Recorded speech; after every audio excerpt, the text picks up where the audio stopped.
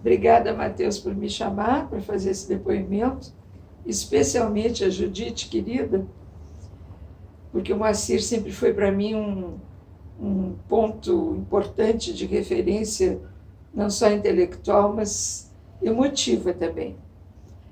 Então, sobre esse livro de Centauro, na verdade, para mim é uma história um pouco cômica até, que começou, na verdade, quando eu morava em Washington.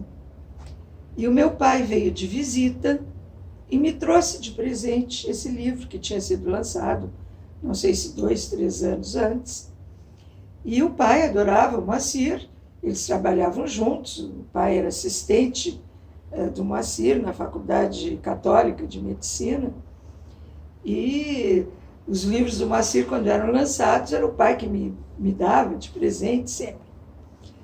E quando eu vi o título, Centauro no Jardim, eu em seguida me lembrei do livro, uma fábula, na verdade, de um americano que já tinha morrido, que era um humorista americano, um escritor, um caricaturista americano, James Thurber, que era conhecido nos Estados Unidos, porque ele tinha escrito para aquela revista famosa até hoje, o New Yorker, que se chamava a fábula Um Unicórnio no Jardim. Nos Estados Unidos era um desenho animado que haviam feito, era bastante conhecido. E eu pensei, será que o Moacir fez alguma coisa em função desse livro do americano, que era badalado na época? E, na verdade, fiquei com aquela ideia, mas não li o livro no momento. E aí outra coisa me passou pela cabeça. Eu digo, pode ser esse livro do James Thurber, mas eu sabia que o Moacir e a Judite gostavam muito de viajar. Como até hoje, né? Sempre viajaram, como a Judite gosta tanto até hoje. E me lembrei que eles várias vezes tinham ido a Paris e que seria possível que eles tivessem visto no Museu Cluny, que é ali no Boulevard Saint-Michel, em Paris, aquele museu dedicado à arte medieval, que tem um conjunto de 6 tapeçarias do século XV, que se chama o conjunto A Dama e o Unicórnio, que também são maravilhosas e que são todas em função de um unicórnio no jardim. Isso só a Judite poderá dizer se algum dia eles visitaram e se aquelas tapeçarias terão, digamos, tocado no Moacir. Nunca soube. Continuei sem ler o livro e algum tempo depois eu fui com os amigos numa viagem para a Grécia e nos hospedamos na casa de um colega que recém tinha chegado a Atenas, e ele estava trabalhando, nós éramos 3, e perguntamos para a moça brasileira, era uma menina que recém tinha chegado, se por acaso ali perto do apartamento dele tinha alguma coisa turística que nós pudéssemos ver. E a menina, ingênua, enfim, se virou e nos disse assim, olha, não sei, eu não conheço muito por aqui, mas as pessoas quando chegam aqui no apartamento, em seguida querem ir aqui perto, que tem uma pequena montanha, eu não sei o que querem ver, mas tem uma pedreira aqui e todo mundo vai para lá. A pedreira era o Partenon. E quando nós chegamos no Partenon, que era a pedreira, o guia nos mostrou um friso do Partenon, que é sobre os centauros, que é uma briga, uma luta dos centauros com o povo, eu não me lembro o nome, Lápidas, e que é todo em função dos centauros. E naquele momento, eu me dei conta que eu estava com aquele livro do Moacir, que o meu pai tinha me dado, e que estava, eu acho que há uns 2 anos, sem eu ter lido. Eu digo, mas não é possível, meu Deus do céu. Eu gosto, adoro tudo que o Moacir faz. Estou eu aqui em Atenas e não paro de pensar no Moacir, no livro do Moacir, em Porto Alegre, no Rio Grande do Sul. Eu quero me livrar de todo o meu passado e não paro de pensar no Rio Grande do Sul. Primeira coisa que eu vou fazer é chegar na minha casa e pegar o livro do Moacir e ver o que levou ele a escrever este livro com esse título. Se de repente tem alguma coisa a ver com aquele americano do unicórnio, se tem a ver com o Museu do Cluny, se tem a ver com o friso do Partenon, mas o mais importante, eu tenho que ler o livro do Moacir. E volto. Chego na minha casa, começo a ler o livro do Moacir e ri às gargalhadas na primeira frase que eu li do livro, em que o Moacir diz abertamente e claramente qual foi, do meu ponto de vista, a inspiração do livro dele. Quando eu vi a live dos 40 anos e a Cláudia Leitano pergunta qual teria sido a inspiração, eu confesso que eu achei uma certa graça.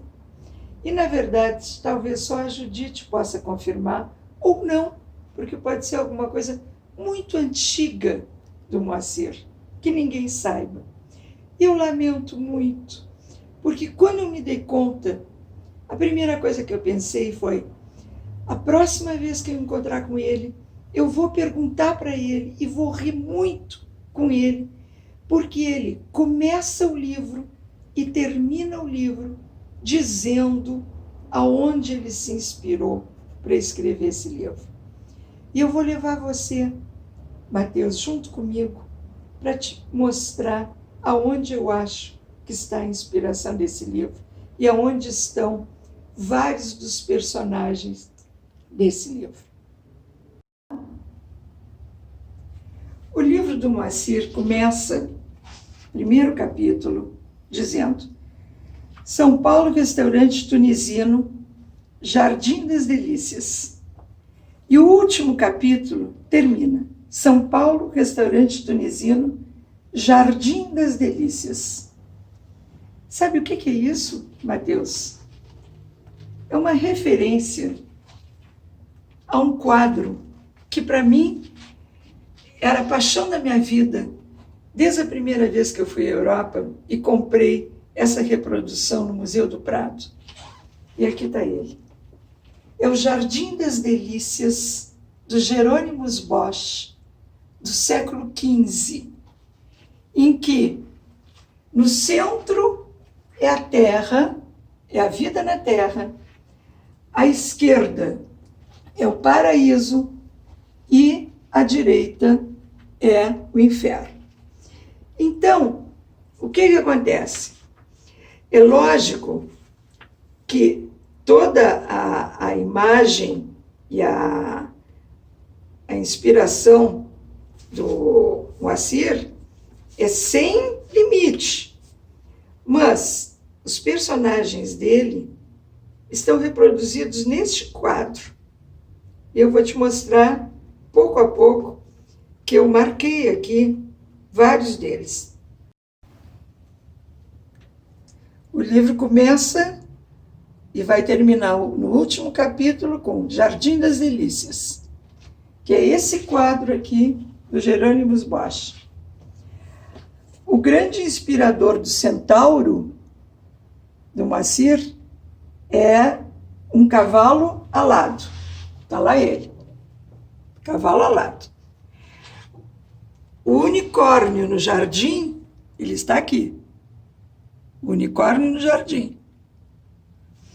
Eu vou pegar alguns das figuras que o Moacir fala e vou ver aqui.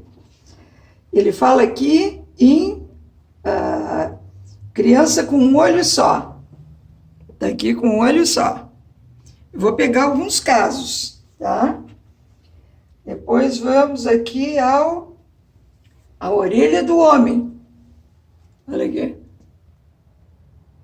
São figuras, ele fala em figuras mitológicas e figuras monstruosas, tá? Eu só estou mostrando algumas, né? Porque, obviamente, que a descrição é a maravilha do Moacir. Ele fala aqui em animais bíblicos, camelo. Olha aqui, cadê, meu Deus do céu? Essa altura, cadê o camelinho? Cadê meu camelo, meu Deus do céu? O camelo... Está aqui. Olha aqui o camelo.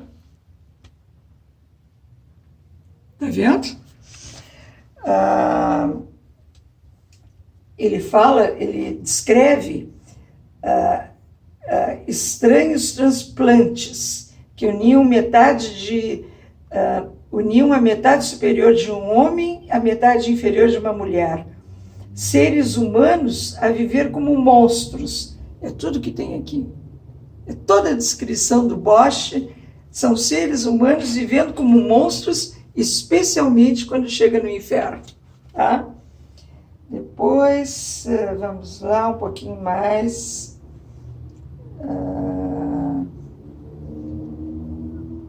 Ele fala em coruja.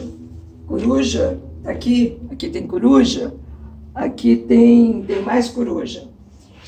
Ele fala em seres disformes diversos. Olha aqui, tudo isso aqui são seres disformes diversos. Toda a descrição do Bosch, ou melhor, todo o desenho do Bosch. Depois, aliás, aproveito para mostrar uma frase do Moacir, que é uma das coisas mais lindas que ele já escreveu. Quando ele fala nos bebês, nos gêmeos, rechonchudos, mimosos, quando um sorria, a casa se iluminava, quando os dois sorriam, o mundo resplandecia. É de Academia Brasileira de Letras para fora, né? E agora, olha aqui, vamos adiante. Ele fala nos seres mitológicos, que é tudo que tem aqui. Ele fala nos defeituosos, é tudo que tem aqui. Ele fala no cavalo alado. Toda hora ele fala no cavalo alado, que era o que o centauro via, né? Depois, olha aqui a sereia. Olha aqui a sereia. Viu? Olha o grande peixe. Cadê o grande peixe? Cadê o meu grande peixe? O grande peixe está mais embaixo. Aqui tem um peixe, mas tem um grande peixe. Aliás, se você... Olha aqui tem mas tem um grande peixe maior ainda. Tem um enorme peixe. Onde é que ele está? Bom, tem um grande peixe, tá bom? É só...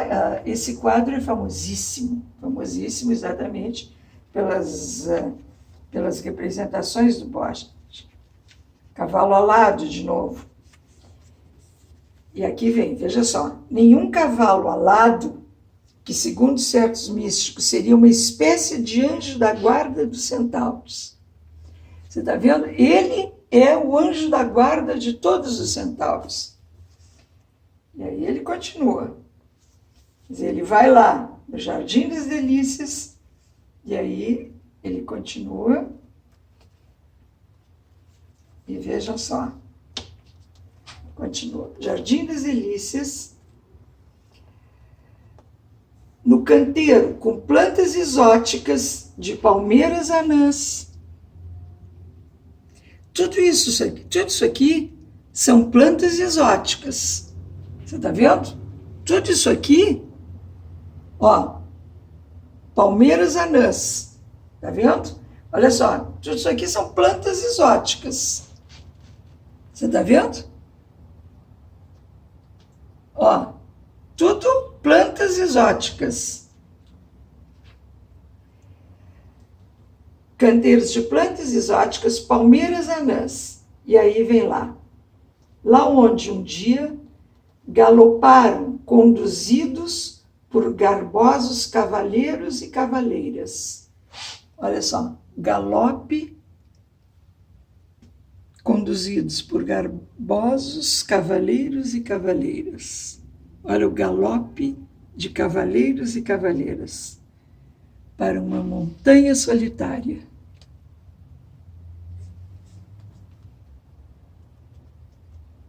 Tem alguma dúvida de que ele se refere ao Jardim das Delícias?